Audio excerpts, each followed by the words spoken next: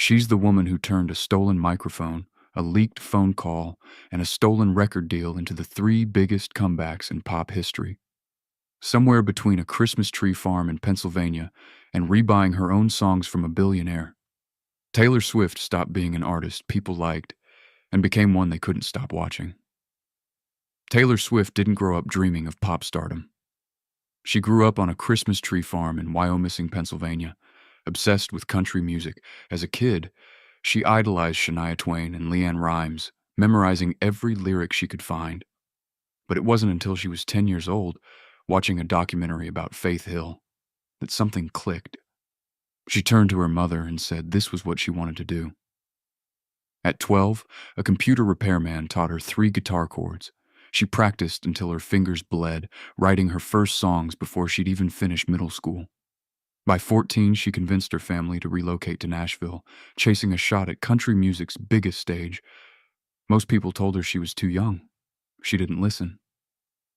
That stubborn self-belief, planted before she'd ever set foot on a real stage, would define everything that came after. Just 13, but the label wanted her to wait, to season, to grow into her sound before releasing anything. Taylor disagreed. She believed her songs, written from a teenager's once in Nashville. Taylor wasted no time. She landed a development deal with RCA Records at Perspective, needed to come out while she still was one. So she made a bold move. She walked away from RCA, giving up the security of a major label deal. It was amazing because it wasn't just moving to a new house, it was moving to a whole new life.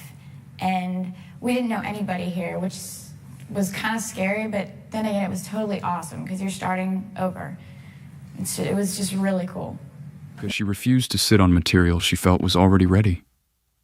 It was a risky bet for a 15-year-old with no guarantee of what came next. That risk paid off. Around this time, she also signed with Sony/ATV as a staff songwriter, becoming their youngest ever. She was writing daily, sharpening her voice and waiting for the right label to believe in her the way she believed in herself. At a Nashville showcase, Taylor caught the attention of Scott Borchetta, who was launching a brand new label called Big Machine Records. It was a gamble on both sides. The label had no track record, and Taylor was still a teenager. But Borchetta believed in her writing, and Taylor believed in his vision. She signed on. In 2006, her self-titled debut album arrived.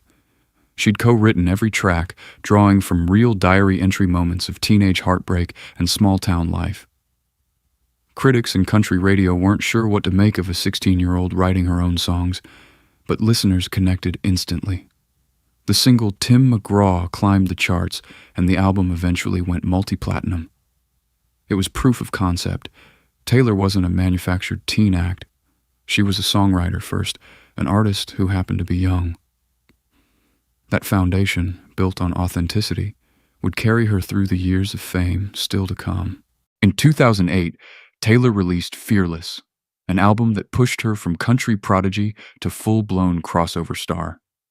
Songs like Love Story and You Belong With Me became inescapable, turning teenage romance into stadium-sized anthems. MTV Video Music Awards, Taylor won Best Female Video for You Belong With Me.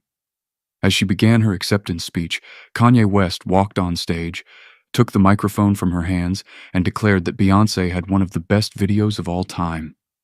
The crowd booed. Taylor stood frozen, visibly stunned, as the moment played out live on television. The clip went viral instantly, replayed endlessly across news and entertainment shows. For a 19-year-old still early in her career, it was a jarring introduction to a different kind of fame.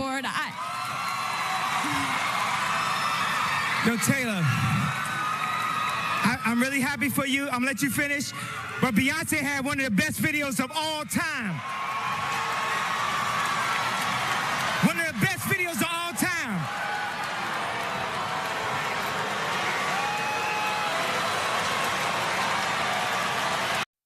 One where she no longer controlled the narrative around her own biggest night.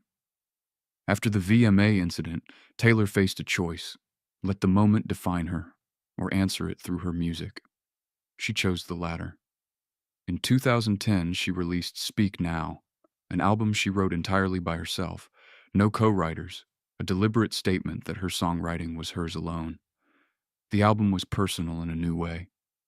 Tracks like Mine and Back to December showed emotional growth, while Innocent was widely read as a direct, measured response to Kanye West, offering forgiveness rather than anger. It was a mature move for someone still only 20 years old, choosing grace over retaliation in the public eye. Speak Now debuted at #1 and further silenced skeptics who doubted whether her early success was a fluke. She wasn't just a teenage sensation writing a lucky single. She was a serious songwriter with staying power. The album proved that whatever came at her publicly, she could channel it into work that stood on its own. By 2012, Taylor's personal life had become as scrutinized as her music. Her album Red captured that turbulence, blending country roots with bolder pop experimentation on tracks like 22 and We Are Never Ever Getting string of high-profile relationships, and tabloids seized on every lyric, treating her love life as a puzzle to solve rather than art to appreciate. This era also marked the start of tension with Katy Perry. The rift reportedly stemmed from backup dancers who left Taylor's touring crew to work with Katy, though neither artist confirmed details publicly for years.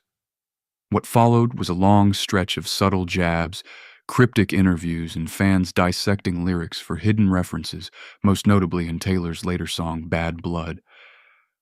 The scrutiny took a toll. Taylor became increasingly guarded, aware that nearly every relationship, friendship, or offhand comment could become headline fodder. Red was a commercial triumph, but it also marked the moment her private life fully became public property. In 2014, Taylor made her boldest move yet. She left country music behind entirely. 1989 was declared her first official pop album, a complete reinvention built on synths, glossy production, and citywide anthems like Shake It Off and Blank Space. It was a risk. Alienating longtime country fans was a real possibility. It's called 1989. I think it's time we should actually just play the music video. Instincts would translate across genres. The bet paid off enormously. 1989 became one of the best-selling albums of the decade, won Album of the Year at the Grammys, and turned Taylor into a bona fide global pop star rather than just a country crossover act. She also leaned into her public image during this era, cultivating a tight-knit celebrity friend group nicknamed her Squad, which dominated entertainment coverage. Yet even at her commercial peak, criticism simmered. Some accused her of playing the victim in public feuds, others of curating an overly polished persona. The seeds of a bigger backlash were already forming, waiting for the right spark. In 2016, the spark arrived. Kanye West released Famous, a song containing a lyric claiming he and Taylor might still have sex, framing himself as having made her famous. Taylor publicly objected, saying she hadn't approved the line. Kanye's wife, Kim Kardashian, then released secretly recorded phone footage suggesting Taylor had given prior approval, though the context of that approval remained fiercely disputed. The internet turned against Taylor almost overnight. The hashtag Taylor Swift is over party trended worldwide, and she was branded a snake across social media, an image people gleefully amplified. Taylor withdrew from public life entirely for nearly a year, staying silent as the narrative spiraled without her input. When she returned in 2017, she returned transformed. Her album Reputation embraced the villain narrative thrust upon her rather than fighting it, opening with the hissing, defiant, "Look what you made me do." The imagery was deliberately serpentine, reclaiming the snake symbol critics had used against her. It was darker, angrier, and more armored than anything she'd released before, a direct response to the year she'd just survived. In 2019, a new controversy erupted, this time centered not on a song but on ownership. Big Machine Records, Taylor's original label, was sold, and with it went the master recordings of her first 6 albums. The buyer was Scooter Braun, a music manager Taylor had publicly clashed with before, partly over his association with Kanye West. Taylor said she learned of the sale after the fact, without being given the chance to buy her own masters herself. She described the situation as her worst-case scenario, expressing that watching someone she considered an adversary control her life's work felt like a deep betrayal. The dispute became a very public referendum on artists' rights in the music industry, with Taylor using her platform to spotlight how little control musicians often have over their own catalogs. When Scooter Braun later sold those masters to a private equity fund, Taylor still didn't own her own recordings, but she wasn't without a plan. She announced she would re-record her old albums entirely, creating new, fully owned versions that could compete directly with the originals. It was an unprecedented strategy, turning a legal and emotional setback into a calculated fight to reclaim her own history. In 2020, amid a stalled world in lockdown, Taylor did something no one expected. She wrote and recorded an entire album in secrecy, releasing Folklore with almost no advance warning. Gone were the glossy pop hooks of 1989 and the armored bravado of Reputation. In their place was hushed, folk-inflected storytelling, populated by fictional characters and quiet literary songwriting. Months later, she released a sister album, Evermore, extending that same introspective world. Both albums marked a critical turning point. Freed from the pressure of chart-chasing singles, Taylor earned some of the best reviews of her career, along with another Album of the Year Grammy. It proved she could reinvent herself yet again, not through spectacle, but through restraint. Alongside this creative rebirth came her promised reclamation. Starting in 2021, she began releasing Taylor's version re-recordings of her earlier albums, note-for-note updates that let fans replace the originals she didn't own. Each release outperformed expectations commercially, turning what began as a legal wound into one of the most successful acts of reclamation in music history. She wasn't just making new art, she was rewriting who controlled her old art too.